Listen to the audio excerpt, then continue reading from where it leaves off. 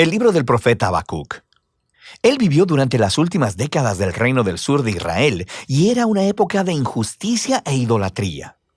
Él vio en el horizonte la creciente amenaza de Babilonia y esas no eran buenas noticias para nadie. Pero a diferencia de otros profetas, Habacuc no acusa a Israel. Ni siquiera habla al pueblo de parte de Dios. Más bien, todas sus palabras están dirigidas a Dios personalmente.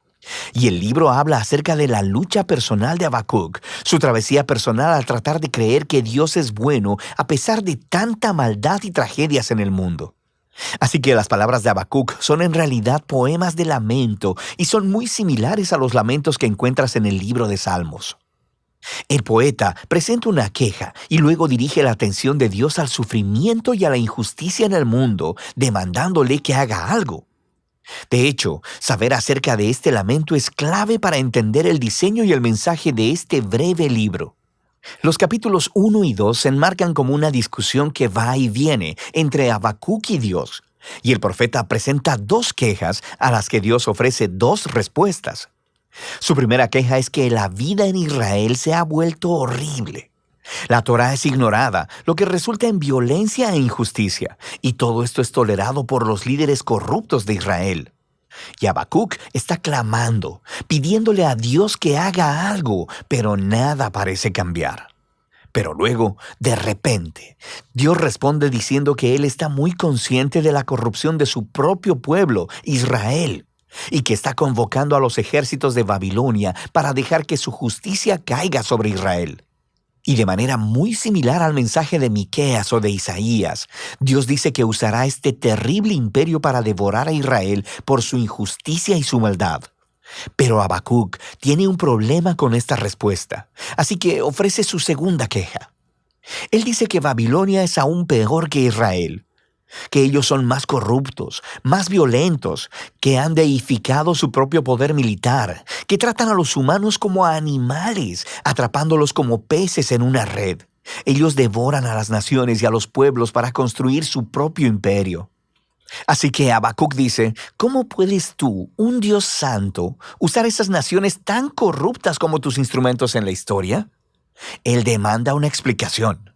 De hecho, Habacuc se representa a sí mismo como una atalaya en los muros de la ciudad, esperando la respuesta de Dios que eventualmente llega. Dios le dice a Habacuc que tome unas tablas y un cincel y escriba lo que vea y escuche. Es una visión sobre un momento señalado en el futuro, y aunque parezca lenta su venida, eventualmente llegará. De hecho, Dios dice que el justo vivirá por su fe en esta esperanza y visión. Entonces, ¿cuál es esa promesa divina que Habacuc debe escribir? Que Dios hará caer a Babilonia. Dios dice que la violencia y la opresión de las naciones crea un ciclo interminable de venganza y que Dios usará este ciclo para atraer el auge y la caída de las naciones. Y el hecho de que Dios pueda, por un tiempo, usar a una nación corrupta como Babilonia no significa que Él respalde todo lo que hacen. Él hace responsable a todas las naciones delante de su justicia. Así que Babilonia caerá junto con cualquier otra nación que actúe como ellos. La promesa de Dios es luego elaborada en una serie de 5 ayes que describen la clase de opresión e injusticia perpetuada por naciones como Babilonia.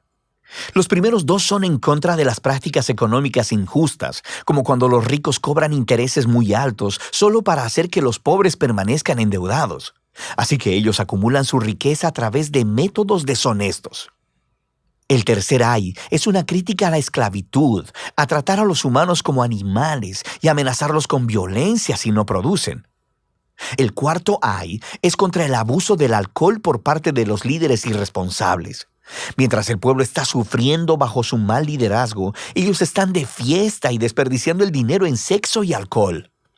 Y el último ay expone la idolatría, el motor que mueve esas naciones. Ellos han hecho del poder y de la seguridad nacional sus dioses, ofreciéndoles lealtad a cualquier costo. Así que el pueblo se convierte en esclavo de su propio imperio nacional. Ahora, las prácticas que se describen aquí no suceden únicamente en Babilonia, pero esto es parte de la cuestión. Dada la condición humana, la mayoría de las naciones eventualmente se convertirán en una Babilonia. Y así es como la respuesta de Dios a Habacuc en este libro se convierte en la respuesta de Dios a todas las generaciones posteriores, para cualquiera que viva en un mundo gobernado por otras Babilonias. Pero deja en el aire la pregunta: ¿Dios permitirá que este ciclo, el auge y la caída de los imperios similares a Babilonia, continúe para siempre? Y el capítulo 3 trata sobre esa pregunta. Se nos dice que esta es una oración de Habacuc, y comienza con Habacuc rogándole a Dios que actúe en el presente, como lo ha hecho en el pasado, haciendo caer a las naciones corruptas. Lo que sigue es un poema muy antiguo. Primero describe una poderosa y aterradora aparición de Dios. Es muy similar a los poemas introductorios de Miqueas y Nahum, y similar a la aparición de Dios en el monte Sinaí, en el libro de Éxodo. Tenemos nube, fuego y temblor. Cuando el Creador aparezca para confrontar la maldad humana, todo el mundo estará poniendo atención. Habacuc luego continúa describiendo esta futura derrota del mal como un futuro éxodo, justo como cuando Dios vino como guerrero y abrió en dos el mar en su batalla contra Faraón. Habacuc dice que Dios traerá su juicio sobre la cabeza de la casa del impío. Así que Faraón, al igual que Babilonia, se ha convertido aquí en un arquetipo de las naciones humanas violentas. Pero al mismo tiempo, se nos dice que cuando Dios confronte la maldad, Él salvará a su pueblo y a su ungido. Es una referencia al rey del linaje de David. Así que en este poema, la historia del éxodo en el pasado se ha convertido en una imagen del éxodo del futuro que Dios producirá. Él derrotará la maldad una vez más y hará caer a los faraones y a las Babilonias de este mundo. Él traerá justicia a todos los pueblos y rescatará a los oprimidos y a los inocentes. Y esta es la esperanza que hace que Habacuc pueda concluir el libro con una alabanza llena de esperanza. Incluso si el mundo está desmoronándose con hambrunas o sequías, o guerras, o lo que sea, Él elegirá confiar y gozarse en las promesas del pacto de Dios. Así que Habacuc, hacia el final de su libro, se convierte en un ejemplo resplandeciente de cómo el justo vive por la fe. Habacuc reconoce lo oscuro y caótico que es el mundo y en lo que nuestras vidas pueden tornarse, y nos invita a un camino de fe, de confiar en que Dios ama a este mundo más de lo que nosotros lo hacemos y que un día Él enfrentará su maldad. Y de eso trata el libro de Habacuc.